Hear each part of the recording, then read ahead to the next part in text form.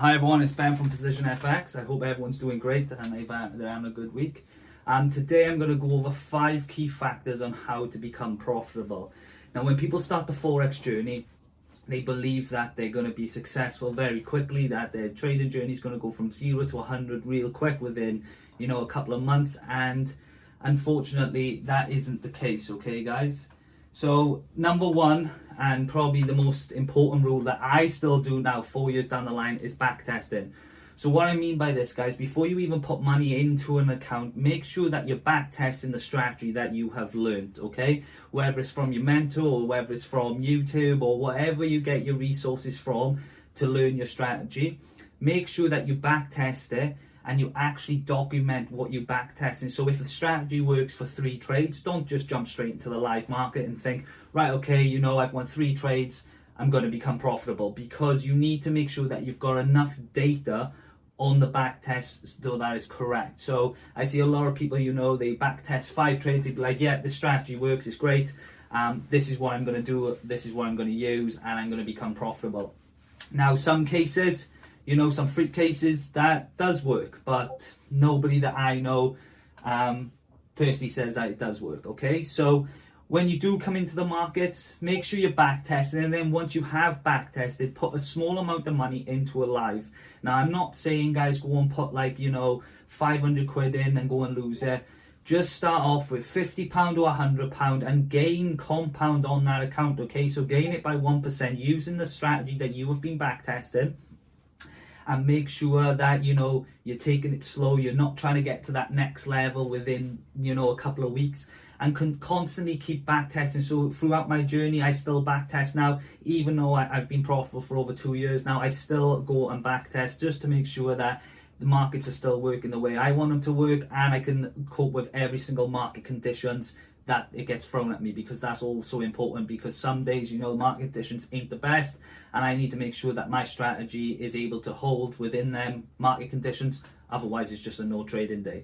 Tip number 2 is going to be journaling, guys. Now, this is really, really important, okay? I see so many traders that do not journal, and it's crazy.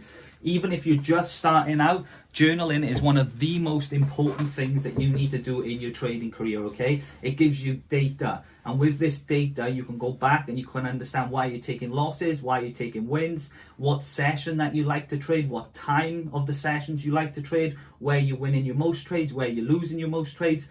With this sort of data, when you're journaling, it allows you to not make the same error twice. And what I mean by that, so say if you were trading London session at 10 o'clock and you take a stop loss at a certain point of your strategy, you try to avoid that again, because, after say you do that over 10 times, and like I just said, you've got to make sure that your data in it can't just be over one, it has to be over a few trades.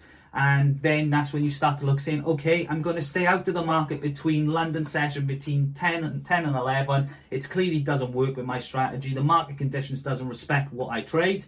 Therefore, you avoid losing money on that symbol or whatever you're trading. Now, I still journal. All my students still journal. I have a journal that I can send to people who haven't got a journal, because, guys, it is so important. I can't stress it enough, okay? You need to be journaling. You need to be having a data log on what trades you're taking, what time frames you're taking them on, and everything else. It is so important, guys, okay? Number 3 is stop focusing on your P&L, guys, okay? So I see a lot of traders, especially new traders, okay? This one goes out for more of you experienced traders. They kind of understand not to set targets and, kind of focus on their P&L, they do a percentage. But new traders, okay, guys, going back to tip number 1, where I said that, new traders are trying to go from 0 to 100 real quick.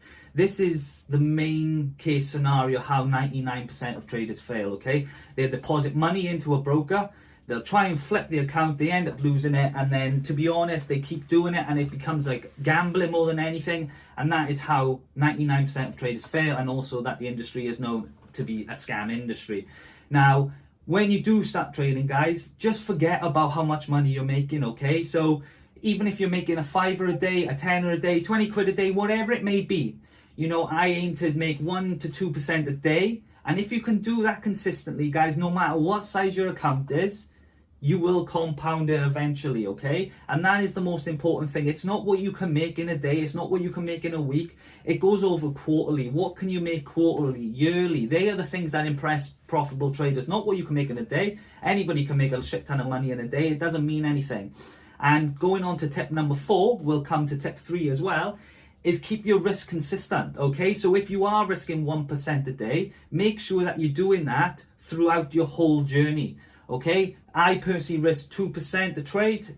If I take a loss on the Monday, I drop my risk down to 1% and I stay at 1% then for the week. Now, you need to make sure that your risk is consistent, because otherwise you're going to be in a downward spiral. I see so many traders again, you know, they'll put like a 1 lot on gold, and then they put a 0.30 on this trade, and then a 0.40, a 0.50. Their stop losses are at 50 pips, then they're at 10 pips, 20 pips.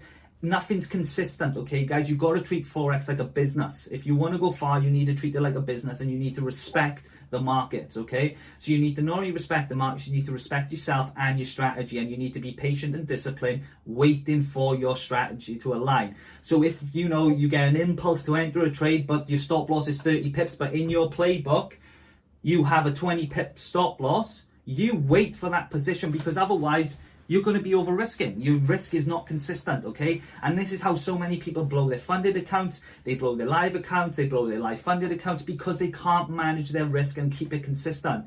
Now, guys, I know how it is. You know, you come to the Forex and you want to make a lot of money, and, you know, everyone's like, oh, you know, posting their profits. Look, guys, you can make a lot of money in this industry, but you need to be able to take it serious and not take it as a joke, because it will hunt you down, okay? So make sure that you're staying consistent, not only with your risk, but your journaling, your back testing, you know, so, and even focusing on your P&L. All this plays a part in your Forex journey. It all is down to consistency. Same with taking money out of the market. It needs to be consistent. It's all great taking 60 or 100 pips out of the market in a day, but if you only do that once a week and then lose the rest of your trades, that trade means nothing. So trading is about consistency and being able to hold consistency throughout the whole year. Now, this is where a lot of traders do fail. So make sure that you're staying consistent. If you're starting a project, guys, you stay consistent to it. You stay to your playbook, you stay to your journaling data, you stay to your risk, you stay there. You know, you just want to make 1% a day, you walk away, you don't try and end up making 5% and then losing your profits for the day.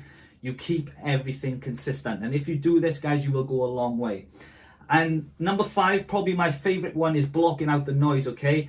And I went on about this in my last video about blocking out noise. It is really important, guys. So when you go onto social media, you know, you see all these influencers and these marketing geniuses, you know, that they claim that they're traders and they're showing these unrealistic profits. And people want a bit of that. But if you are just starting your Forex journey out, and you have put money in, you automatically expect that you're able to flip that money into what you're seeing on your screens. Now, I'm here today to tell you that it is not real. It is not realistic what you see, okay? Most profitable traders take about 5 to 10% out in a payout, okay? We don't target like these crazy numbers that you see.